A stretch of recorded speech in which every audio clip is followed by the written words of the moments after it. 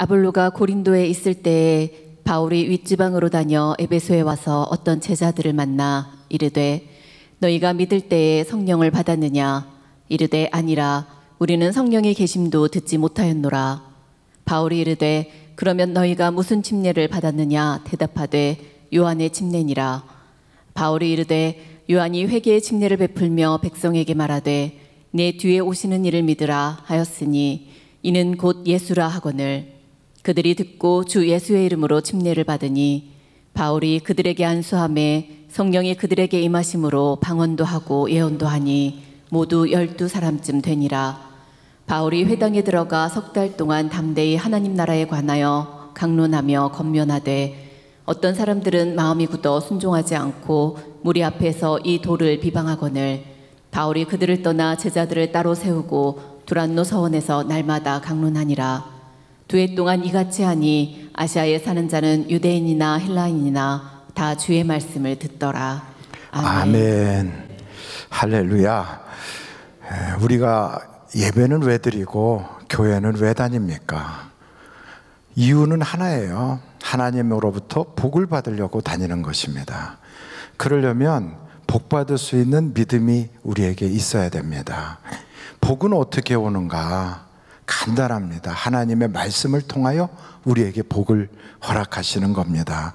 우리가 교회 가면 교회에서 무슨 상품권을 주는 것도 아니고 교회가 음식점처럼 맛있는 음식을 해서 우리를 대접하는 것도 아니고 또 교회 가면 좋은 만병통치약이 있어서 그것을 줘서 우리가 건강하게 장수하게 하는 것도 아닌데 교회 가면 오직 하나만 준다고요. 말씀을 줘요.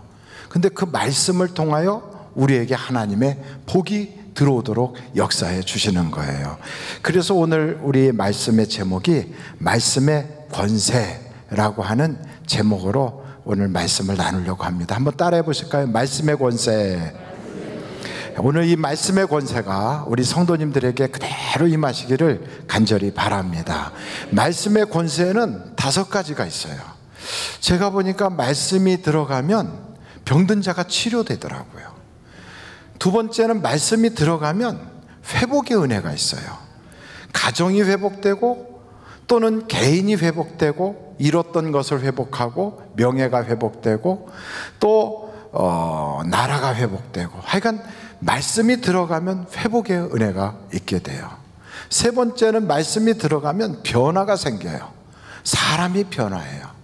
깡패였던 김익도 목사가 말씀을 받고 부흥강사가 되고 또 세상을 험하게 살던 사람들이 말씀을 듣고 새로워지죠. 성경에 보니까 오네시모 같은 사람이 그런 대표적 인물이에요. 전혀 이 사람은 정말로 세상에 태어나면 안 될 사람처럼 사람들에게 가슴 아프게 만들고 주인의 돈을 훔쳐서 그리고 멀리 도망갔던 그런 인물인데 그가 사도 바울을 만나고 났더니 그게 변하는 거예요.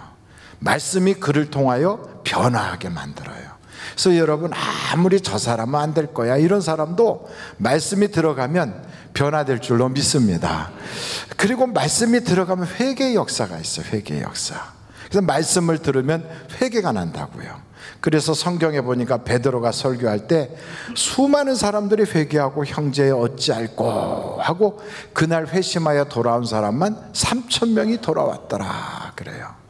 마지막으로 5번째는 말씀이 들어가면 구원의 역사가 있게 돼요. 그래서 이걸 하나하나 조목조목 우리가 좀 살펴보려면 시간이 많이 지나거든요. 우리가 이렇게 대면을 통하여 예배를 드릴 때는 그냥 이렇게 있으면 말씀을 들을 수 있지만 비대면으로 예배를 드리는 곳에 계신 분들은 지금 이 시간에 앉아서 시간이 뭐 한 40분 그렇게 설교를 하면 생각이 엉뚱한데 오가니까 설교를 짧게 빨리 끝나는 게 집중하여 예배에 성공하는 비밀이다 하는 생각이 들어서 우리 지성전에 계신 분들과 영상으로 예배하는 분들을 위해서 설교를 간략하게 제대로 이렇게 막 엑기스 있게 꽉 짜가지고 짤막하게 전하려고 그래요. 그러니까 말씀이 들어가면 몇 가지가 있다고요? 5가지 권세가 있어요. 첫째가 무슨 권세예요? 치료하는 권세.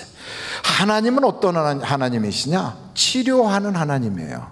그래서 여러분 한번 성경을 다 출애굽기를 찾아보시는데 출애굽기 15장입니다. 출애굽기 15장 26절을 보시면 거기에 이렇게 나와 있어요. 이르시되 너희가 너희 하나님 나 여호와의 말을 들어 순종하고 내가 보기에 의를 행하며 내 계명의 귀를 기울이며 내 모든 규례를 지키면 내가 애굽 사람에게 내린 모든 질병 중 하나도 너희에게 내리지 아니하리니 나는 너희를 어떻게 하는 하나님이다? 치료하는 하나님이시다. 치료하는 하나님이에요. 근데 우리는 이 하나님이 치료를 그냥 다 병 나서라 이렇게 말씀하시는 그런 것으로만 아는데 그렇지 않고 이 치료하는 방법이 있더라고요. 성경의 히스기야가 그런 경우를 접했는데 여러분 한번 이사야서 38장을 찾아보세요. 이사야서 38장이에요. 이사야 38장을 보시면 1절에 그때에 히스기야가 병들어 죽게 되니 아모스의 아들 선지자 이사야가 나아가 그에게 이르되 여호와께서 이같이 말씀하시기를 너는 내 집에 유언하라 내가 죽고 살지 못하리라 하셨나이다. 이제 못 산다는 거예요. 이 병은 너 죽는다. 이제는 유언을 남기라. 그리고 너가 후손이 없으니까 빨리 왕위를 계승할 사람을 선택해라. 그렇게 얘기를 해준 거예요. 그럼 이런 이야기를 들었을 때 그냥 절망하고 많은 사람도 있지만 히스기야는 그렇게 하지 않았어요. 하나님께 부르짖어 기도한 거죠. 하나님 날 좀 살려주세요.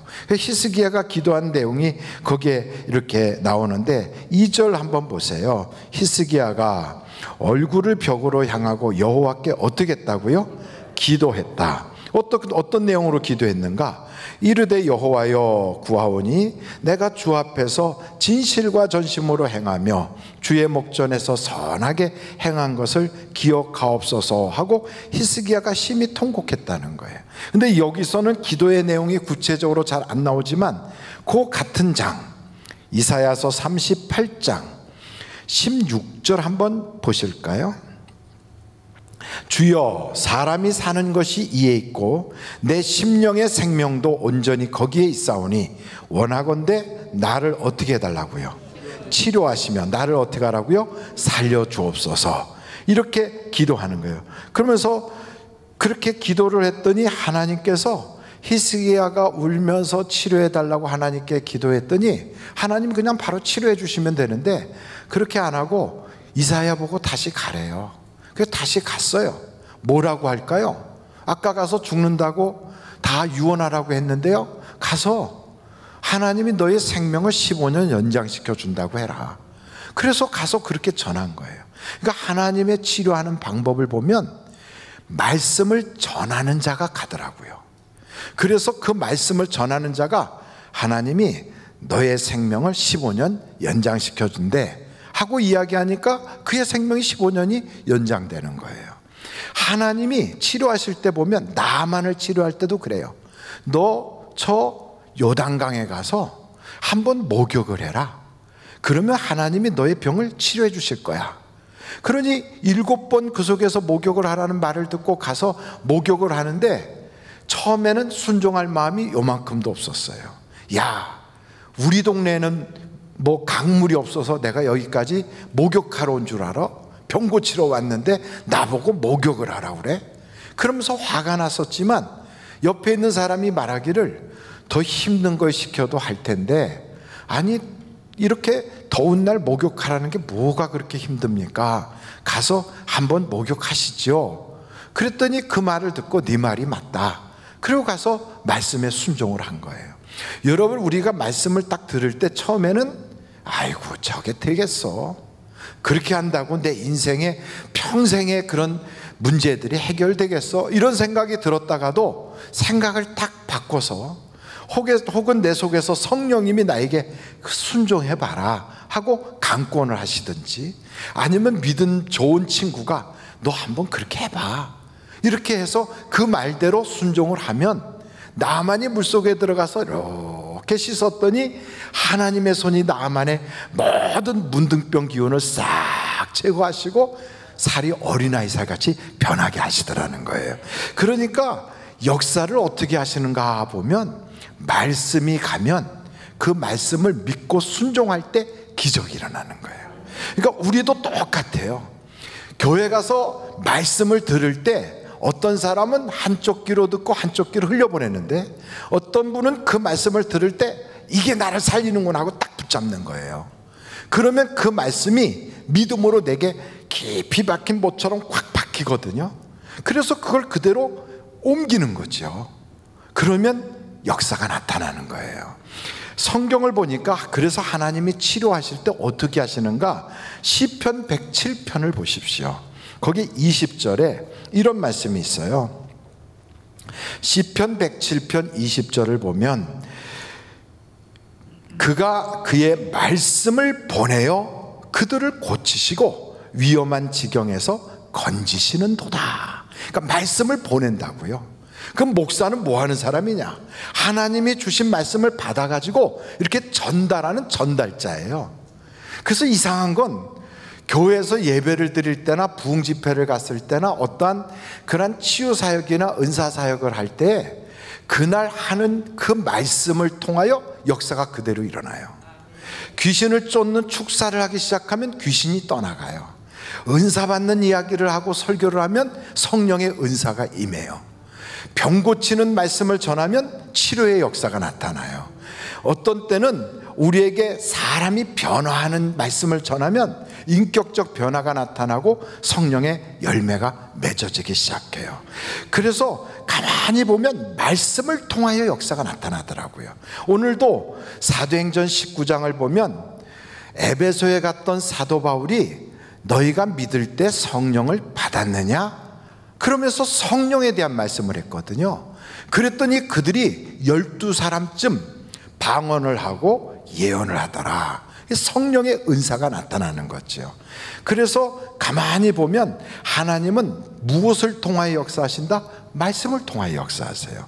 그래서 오늘도 치료받아야 될 분들이 있다 그러면 치료의 하나님에 대한 말씀이 선포될 때 내가 저 말씀이 내 것이구나 하고 딱 붙잡으면 되는 거예요.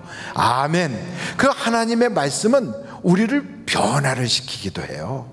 그래서 여러분 전혀 쓸모없는 사람이 변화를 하는데 마가 요한 같은 사람은 말씀이 들어가기 전에는 믿음의 집안에서 성장했지만 모태신앙이지만 전혀 신앙이 없는 사람이에요. 어려우면 도망가고 쉬운 데만 가고 어디 간다 그러면 가서 은혜 받으러 가는 게 아니라 놀러 가는 사람이에요. 이랬던 사람인데 그래서 그는 전도를 같이 가도 거기서 회방꾼이 되고 누구하고 같이 얘기를 해도 전혀 그의 말을 통해 가지고는 믿음이 요만큼도 안 자라 도리어 남들의 믿음을 깎아놓기나 하는 그런 모태신앙이란 말이에요. 그랬던 그를 바나바가 딱 붙잡고 말씀으로 양육하니까 사람이 변하는 거예요. 그래서 믿음의 사람으로 달라지고 나중에는 사도 바울이 저 사람은 쓸모없는 사람이야 했던 그에게 유익한 사람으로 변화된 거예요. 우리나라에도 옛날에 보면 이천성 목사님이라고 하는 분이 계세요. 그분은 상위 군인 출신이었는데 그분이 이천성 목사님이 하나님의 말씀을 받고 나서는 변화를 했죠. 옛날에 상위 군인들은 대부분 남의 집 잔치집에 가서 횡패 부리고 그리고 무슨 어떤 큰 일이 있다 그러면 가가지고 그거 막 거기 가서 막 이렇게 그 난장판을 만들어 가지고 그러니까 돈을 좀 뜯고 이런 짓을 하는 사람들이 상위 군인들이 꽤 많았거든요. 그 어떻게 그렇게 잘하냐고요? 우리 사촌 형이 상위 군인이었는데 옛날에 그러고 있던 것을 제가 얼핏 봤거든요. 그랬던 사람도 말씀이 들어가니까 변하더라고요. 그래서 몹쓸 사람이고 형편없는 사람인데 이천성 목사님 보니까 능력 있는 하나님의 종으로 완전히 변화되잖아요. 문준경 같은 사람은 시집살이 20년 동안에 남편 한 번 얼굴도 제대로 못 보고 시집살이만 하다가 그 시댁 어르신들 세상 떠나고 나니까 갈 데가 없어서 쫓겨나서 목포에 가서 바느질하고 있었거든요. 그러면서 소망 없이 살아가는 그런 여자였는데 그가 하나님의 말씀을 들었어요. 아이고 우리 교회에서 집회하는데 한번 오세요. 집회가 뭔데요? 아이고 와서 한번 들어봐요. 좋아요. 그러니까 따라가서 앉았는데 그날 그 목사님이 하시는 말씀이 하나같이 전부 다 자기 보고 하는 말씀인 것 같이 쏙쏙 들어온 거예요.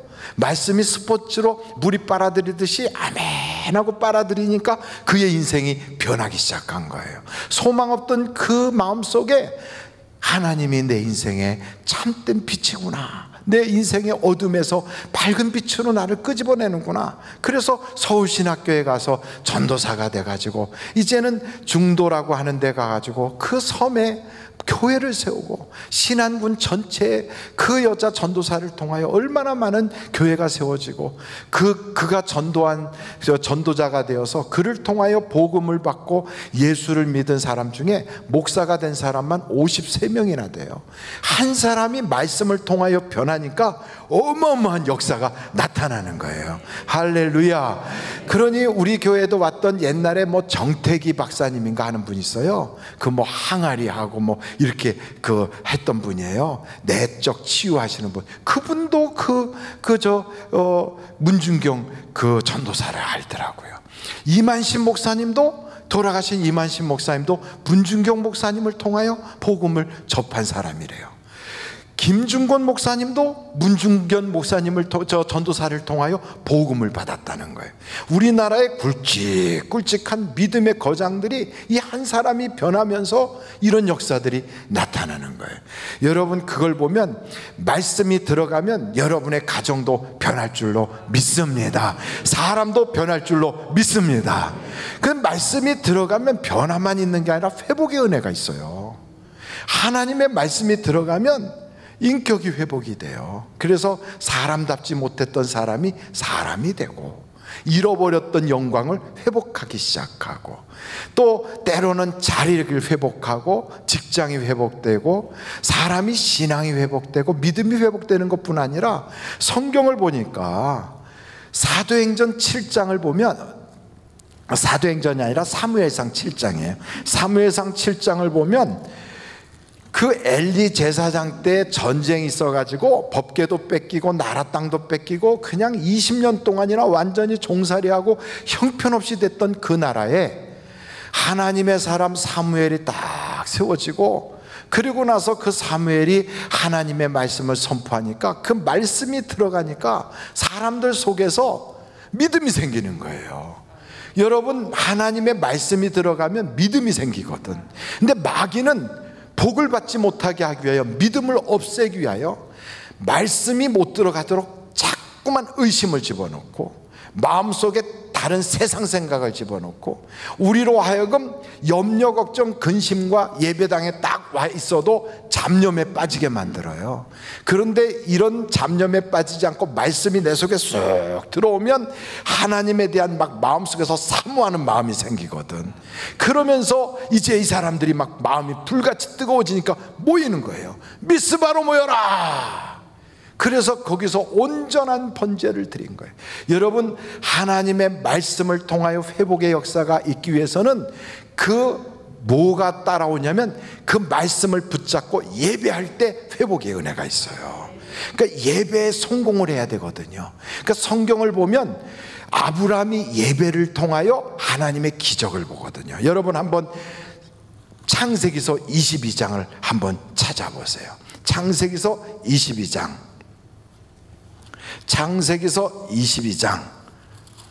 창세기서 22장 5절 말씀이에요. 한번 보실까요? 이에 아브라함이 종들에게 이르되 너희는 나귀와 함께 여기서 기다리라.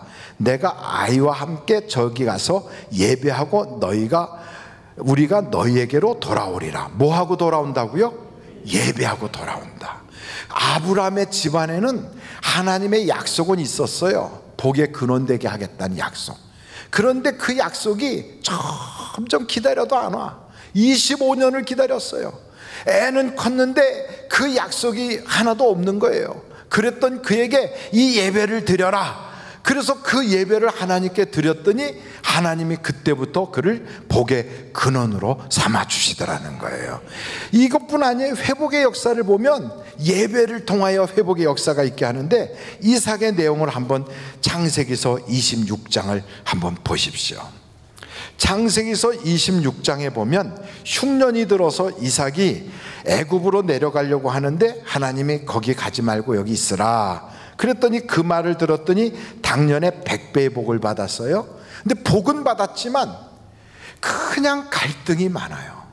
뭔가 돈은 벌었는데 다툼이 끊이질 않아.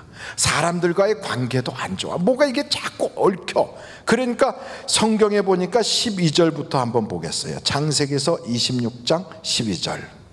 이삭이 그 땅에서 농사하여 그 해에 100배나 얻었고 여호와께서 복을 주심으로 그 사람이 장대하고 왕성하여 마침내 거부가 되어 양과 소가 떼를 이루고 종이 심이 많으므로, 그러니까 블레셋 사람들이 그를 어떻게 해요? 시기가 생긴 거예요. 그래서 우물을 파면 우물을 뺏어, 여기다 우물을 파면 다툼이 생겨, 여기다 우물 파면 쫓아와서 이거 내 것이라고 막 소송이 걸려요.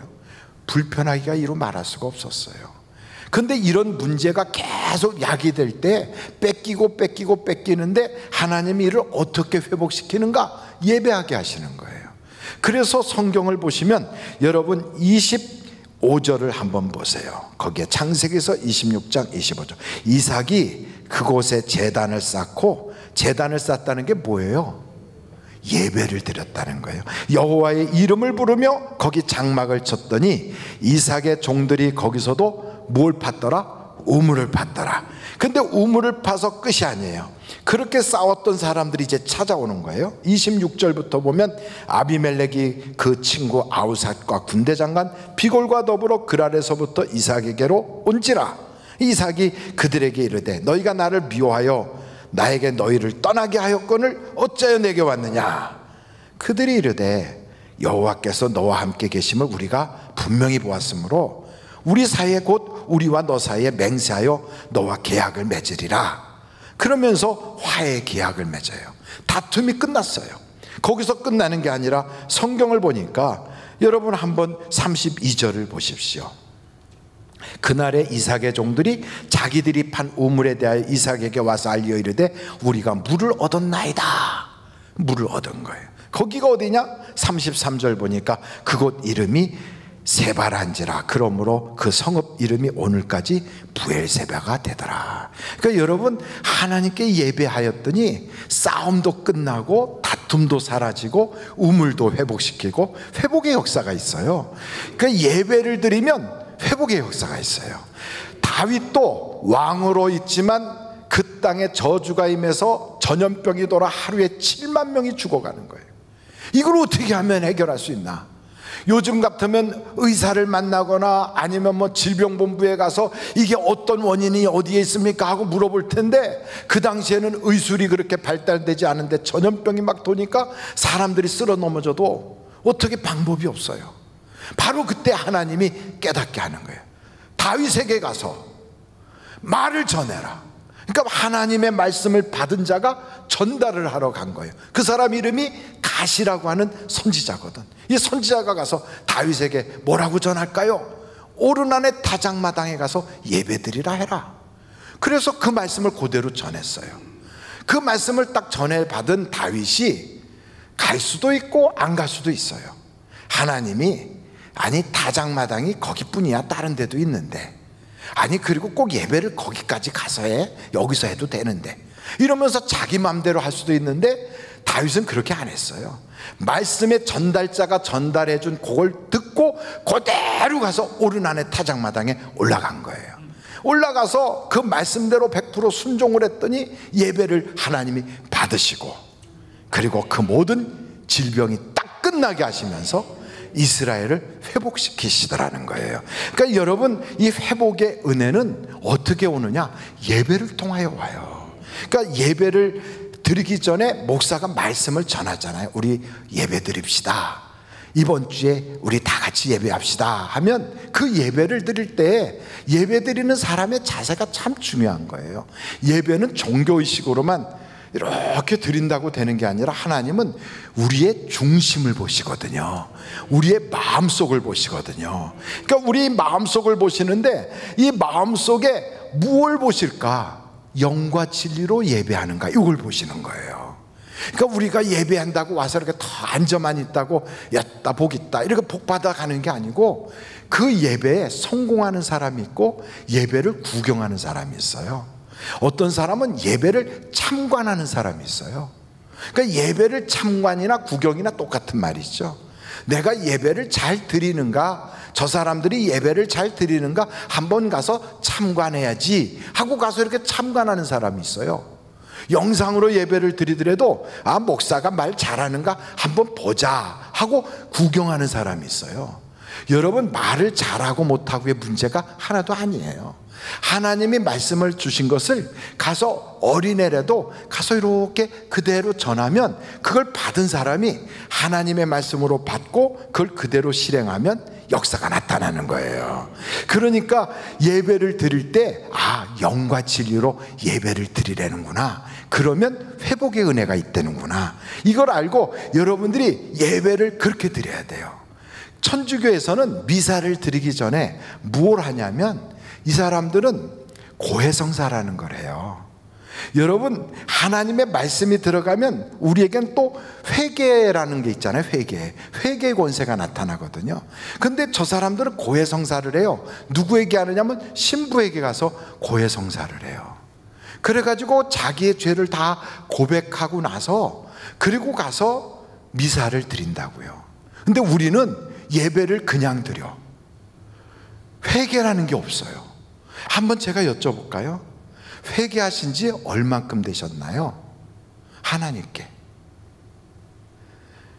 목사님, 나는 날마다 기도하면서 내 죄를 용서해 주세요 하고 회개를 했어요. 이렇게 말씀하는 분들이 대부분일 거예요. 제가 왜 갑자기 예배 얘기를 하다가 회개 얘기를 하냐면, 회개를 해야만 하나님이 들어주시거든.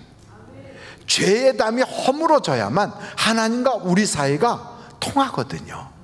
우리 하나님께서 내가 손이 짧아 너 구원하지 못하는 거 아니야, 귀가 어두워 못 듣는 거 아니야, 내가 너의 형편과 처지를 못 보는 게 아니야, 너하고 나 사이에 죄가 있어, 죄. 이걸 허물어야 되거든요. 그러니까 예배라는 종교의식을 가기 전에 고백이 있어야 되는 고백.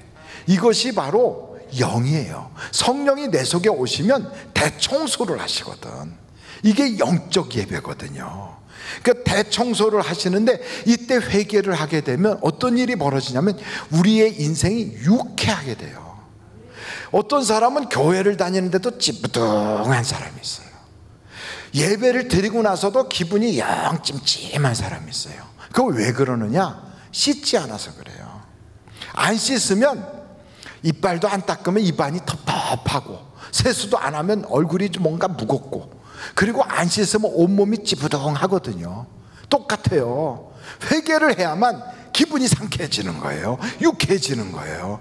그러면서 유쾌한 일들이 우리에게 벌어지면서 그 회개한 모습으로 하나님께 예배를 딱 드리는 순간 우리에게 잃어버렸던 명예가 회복되게 하시고, 잃어버렸던 그 자리가 회복되게 하시고, 잃어버렸던 인간관계가 회복되게 하시고, 무너지고 망가졌던 가정이 회복되게 하시고, 하나님과의 관계가 회복되게 한다 이 말이에요.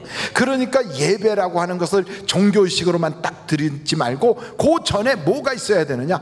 참회가 있어야 돼, 참회가. 근데 참회를 하려면, 회개를 하려면, 하나님 나 누구 미워했어요, 하나님 내 마음속에 이런 죄를 졌어요, 이것만 회개를 하는데, 진짜 회개해야 될 것들이 뭐냐면 하나님과 우리의 관계를 놓고 회개해야 돼요. 하나님, 내가 하나님과 친밀하지 못했어요. 내가 기도 시간이 옛날만 못했어요.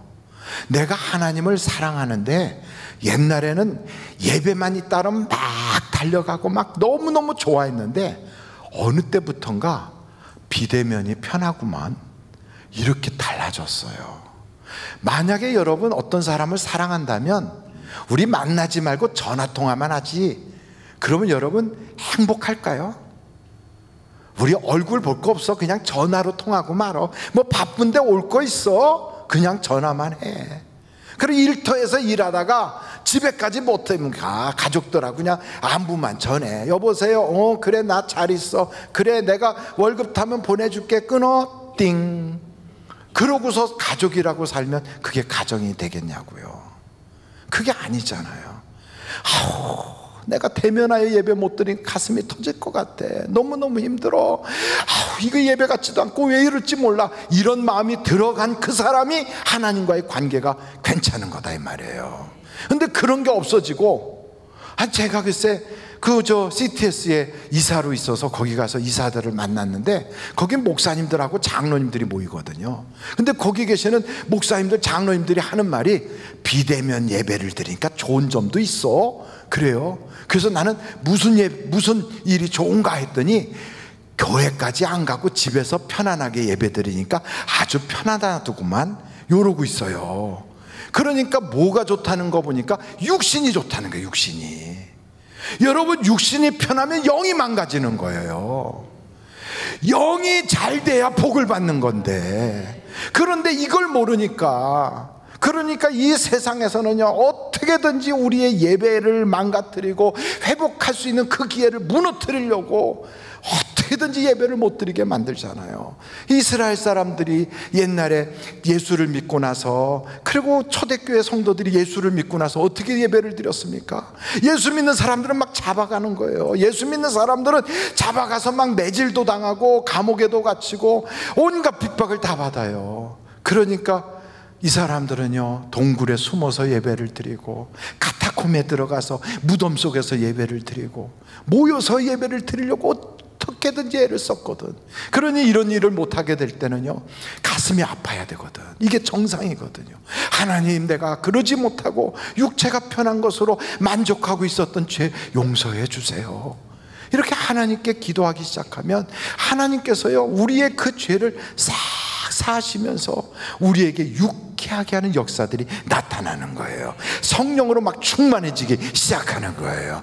여러분, 그래서 하나님의 말씀을 통하여 예배가 회복이 되잖아요. 그러면 우리의 인생의 모든 일들이 회복이 돼요. 그래, 아까 우리가 보려고 했던 사무엘상 7장에 보면 미스바에 모여라 모여갖고 온전한 번제를 드렸더니 20년 동안이나 잃어버렸던 그 땅을 회복시키고, 하나님이 여기까지 우리를 도와주셨구나 하는 에베네셀의 그 돌비석을 세울 만큼 하나님의 역사가 일어나더라 이 말이에요. 이번에 코로나 바이러스로 여러분 사업에 어려움을 겪거나, 혹은 신앙의 어려움을 겪었거나, 인간관계에서 어려움을 겪거나 여러 가지 그런 일이 있거든. 예배를 한번 회복시켜 보세요. 하나님과의 예배가 회복되는 순간 하나님과의 회복이 일어나고, 사람과 회복이 일어나고, 물질과 회복이 일어나고, 모든 것이 회복이 되기 시작해요. 그 일을 위해서는 우리가 먼저 회개로부터 시작하여 예배가 진행돼야 돼요. 예배에 성공하는 사람에게는 얼마나 행복한지 몰라요.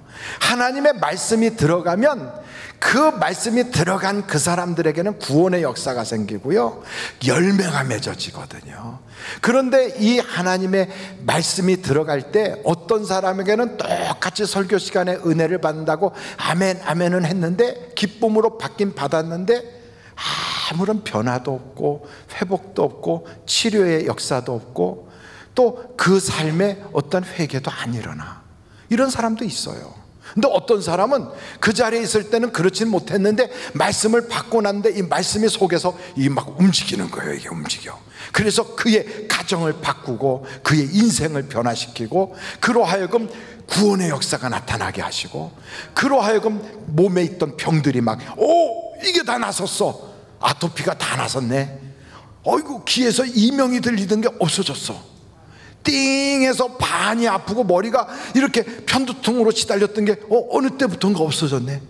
허리가 아파갖고 절절맸던 게 아니 여기 파스 바른 것처럼 시원해졌어. 이러면서 치료받았다고 막 얼마나 하나님의 은혜를 이야기하는지 몰라요. 왜 그런 차이가 있느냐? 하나님은요, 그를 사랑하는 자에게 사랑을 입혀주시거든요. 그래서 여러분, 신명기서 말씀을 하나 보실까요? 신명기서를 보시면 신명기서 6장 4절로 9절이에요. 신명기서 6장 4절로 9절 말씀 한번 같이 같이 보실까요? 이스라엘아 들으라. 우리 하나님 여호와는 오직 유일한 여호와이시니 너는 어떻게 하라고요? 마음 다하고, 그 다음에 뜻을 다하고, 그 다음에 힘을 다하여 내 하나님 여호와를 사랑하라. 하나님 사랑해야 돼요. 그러니까 예배를 드릴 때도 사랑의 모습이 있어야 돼요. 말씀을 받을 때도 사랑이, 하나님 사랑하는 게 마음을 다하고 뜻을 다하고 힘을 다해서 막 사랑해야 돼요. 그런 사람들은 예배 드릴 때요, 이렇게 하고 대충 구경 삼아 오질 않아요. 어떻게 하면 하나님 말씀을 더 가까이 들을까, 앞으로 막 달려와요. 그리고 예배 시간도요, 미리 와서 막 기도하면서 오늘은 어떤 말씀 주실 거예요? 하나님 오늘은 어떤 말씀을 통하여 내 인생에 역사가 나타나게 하시려고 그래요? 그러면서 막 받을 은혜를 미리 기도로 막 준비를 해요. 이게 하나님 사랑하는 사람이에요. 이렇게 사랑하는 사람들은요, 자기 자녀를 예수 안 믿으면 가만두질 않아요. 때려 잡아서라도 예수 믿게 해요. 강제로라도 멱살이라도 끌고 와요. 그래서 하여간 앉았을 때든지 서 있을 때든지 길을 갈 때든지 누웠을 때든지 자녀에게요, 너도 하나님 사랑해라, 너도 하나님 제대로 믿어라, 이걸 막 강조해요. 근데 어떤 집은 애들은 애들대로 그냥, 부모는 비대면이니까 교회 안 가. 왜 교회 요즘 안 가세요? 교회 그래도 50명은 갈 수 있다는데, 에이구 그거 뭐 내가 지금 가야지 뭐 되나, 나 대신 다른 사람 은혜 받으라고 그래, 이러고 있어요. 왜 그럴까요? 하나님을 사모하는 마음이 없어서 그래요. 하나님을 사랑하고 사모하는 사람들 속에는요, 내가 예수가 아니면 안 되는구나, 이게 마음에 막 불이 붙어가지고, 그래갖고 누군가가 말씀을 전하잖아요. 나사렛 예수시래 하는 말씀이 딱 전해지면 이걸 딱 듣는 순간, 다윗의 자손이여 나를 불쌍히 여기소서. 왜? 저분이 아니면 나는 안 되니까. 막 불타는 마음으로 침노하듯이 막 쳐들어가듯이 막 외쳐요. 뜨겁게 부르짖어요. 그랬더니 바디메오의 눈이 열리잖아요. 인생이 바뀌잖아요. 딸이 흉악한 귀신에 들렸어요. 누구도 해결하지 못해. 어떻게 할 수가 없어. 이럴 때 어떻게 합니까? 야, 이 주님 만나야 되는데. 근데 누군가가 전해줘. 이 동네에 예수님이 오신대. 이게 말씀을 전달하는 전달자거든요. 목사가 그 일을 한 거예요. 말씀을 여러분에게 전달하거든요. 그 예수님은 우리에게 오시면 치료하신대. 그 예수님 오시면 회복시켜 주신대. 그 예수님이 오시면 변화를 시켜 주신대. 그 예수님이 오시면 우리에게 회개케 하신대. 그 예수님이 오시면 우리를 구원하게 해주신대. 이런 말씀을 전달을 해요. 그럼 이걸 딱 들은 사람이 이 말씀을 받을 때, 아멘, 내 인생 운명이 바뀌는구나. 그래가지고 다윗의 자손 예수야, 나를 불쌍히 여기소서. 내 딸이 흉악한 귀신에 들렸나이다. 그렇게 소리를 질렀더니 도리어 욕만 먹었어요. 이스라엘 사람이 아닌 이방인한테는 안 간다는 거예요.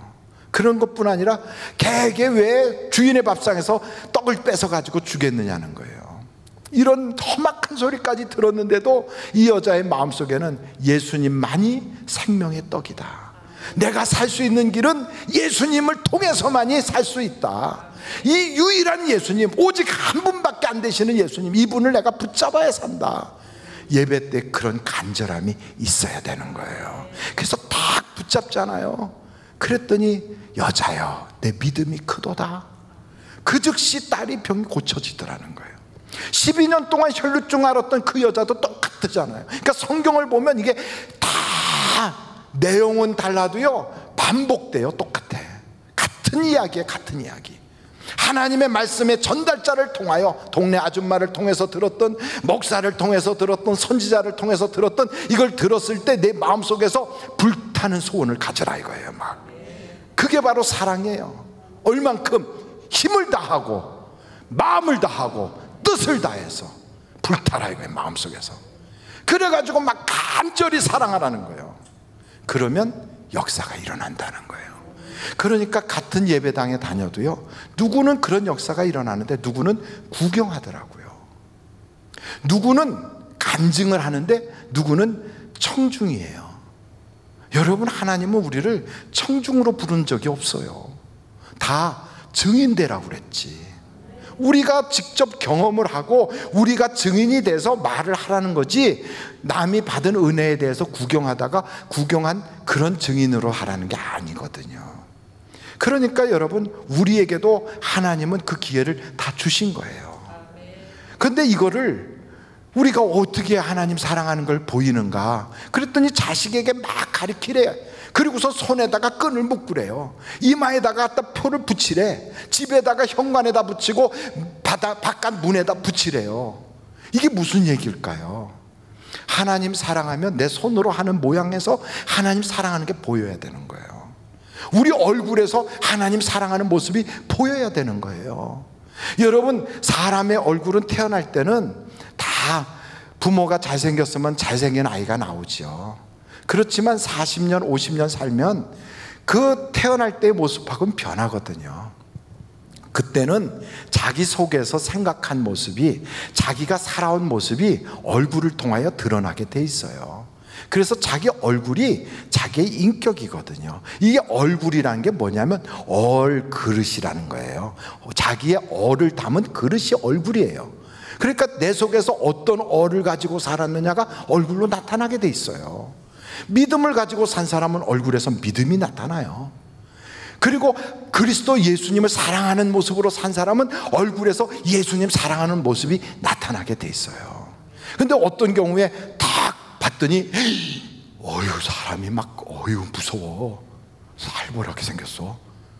그래갖고 야야, 그래도 저렇게 무서워도 말씀이 들어가면 사람이 변한다니까 한번 전도해보자. 저 혹시 예수 믿으십니까? 교회 다니세요? 하고 물었더니 아, 예, 저 교회 목사입니다. 그럼 되겠어요? 안 되겠어요? 안 되는 거지. 아유, 이렇게 딱 봤더니 얼굴이 막 아이고 막 사람이요 아주 그냥 아주 너무너무 독하게 생겼어. 막 그냥 못해 처먹었어, 얼굴이. 그래가지고 그래도 저 사람 말씀이 들어가면 예수 믿게 하면 인생이 달라질 거야. 저 예수 믿으세요. 교회 다니시면 참 복받고 좋아요. 저 교회 장로입니다. 이러면 되겠어요? 안 되는 거지. 얼굴에서 성령 충만한 모습이 나와야 되는 거예요. 그래서 여기다가 딱 미간에다 표를 하고 다니라는 말은 내 얼굴을 딱 비치는 순간 그리스도의 편지요, 예수 그리스도의 향기가 나와야 되는 거지요. 우리 옆에 분들 한번 보십시오. 얼마나 그리스도의 모습으로 아름다운지. 왜 안 보시고 그러고 계십니까? 예, 보시라고요. 가족끼리도 한번 보세요. 여러분이 여러분 스스로를 한번 거울 앞에 비춰보세요. 내 얼굴은 예수 그리스도를 상징하고 있는가? 내 얼굴에서는 그리스도의 모습이 드러나는가? 그리고 현관에다 붙이고 밖에다 붙이는 거예요. 우리는 예수님을 사랑합니다 하는 거를요. 이럴 때 그리스도의 역사가 나타나는 거예요. 그래서 성경은 우리에게 보니까 이 에베소 지역에서 성령의 역사가 일어나니까요, 나중에는 앞치마만 가지고 가도 병자가 고침을 받아, 손수건만 가지고 가도 기적이 일어나요. 여러분, 예배를 성공하고 나면요, 비록 내 가족 중에 누가 아파서 교회를 못 왔으면 그 손을 가지고, 앞치마만 가지고 가도 이 역사가 나타나는데 안 일어나게 해서 그 손 가지고 가서 집에 가서 딱 손을 얹고 안수기도를 하는 거지요. 아이고, 우리 남편 예수 안 믿는데. 그럼 가서 여보 혹시 다리 아파? 내가 주물러 줄까? 주물러 주면서 기도하는 거지요. 이렇게 하나님, 손수건만 얹어도 역사가 나타나는데 오늘 예배드리고 온 이 손입니다. 이 손으로 역사가 나타나게 해주세요. 속으로 기도하면서 하면 그 속으로 하나님의 역사가 들어가는 거지요. 병자 옆에 붙어 앉아 있다고 그 병자가 고침받습니까? 내가 의사도 아닌데. 그러니까 거기 앉아가지고 아무리 그냥 근심하고 염려하고 어떻게 하라 하고 있으면 인생이 고달퍼져요. 차라리 예배에 성공을 하고 그리고 가서 쓰러져 있는 그 병자의 손을 딱 붙잡고 주여, 손수건만 얹어도 고침받는 데는데 오늘 내가 말씀을 받아서 왔나이다. 말씀이 치료하게 하옵소서. 치료의 광선이 쫙 들어가면서 아픈 데가 쫙 기적이 일어나고 뻘떡 일어나는 거지요. 이런 역사들이 여러분을 통하여 일어날 수 있기를 간절히 바랍니다. 마지막으로 제가 처음에 말씀드렸잖아요. 목사는 말씀의 전달자라고. 말씀을 목사가 이렇게 전달하잖아요. 그러면 이 전달받은 사람이 그걸 가지고 어떻게 하느냐에 따라서 그 역사가 나타나고 역사가 나타나지 않고가 판가름되거든요. 오늘 하나님의 말씀은 이 5가지가 있습니다 하고 딱 이야기한 것은 꼭 메뉴판과 같아요. 오늘 하나님은 이 메뉴를 가지고 치료하시고 변화시키시고 회복시키시고 회개시키시고 구원시킵니다 하고 제가 메뉴판을 딱 보여드린 거예요. 그러면 주문은 누가 해야 돼요? 여러분이 주문하셔야 돼요. 주문은 어떻게 하는 거예요? 기도하는 게 주문하는 거예요. 하나님, 그 일이 내게 이루어지게 하여 주옵소서. 간절히 기도할 때 그 기도를 받으시는 하나님이 응답으로 우리에게 내려지는 거예요.